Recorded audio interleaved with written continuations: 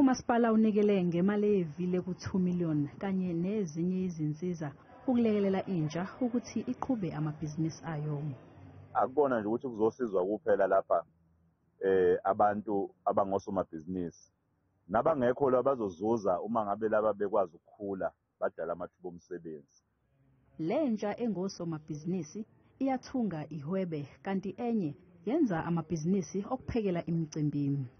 Njengentsha siyajabula kakhulu ukuthola uxhaso olukanje njengoba kwaziwa ukuthi imisebenzi ayikho, si-aplya online, sihamba singena sifaka ama-CV kodwa imisebenzi asiyitholi. Njengamanje siyajabula ukuthola uxhaso olukanje ngoba sokwazi nathi ukuthi sibe nemali ekhona ephaketheni sikwazi ukuthi sisize nathi.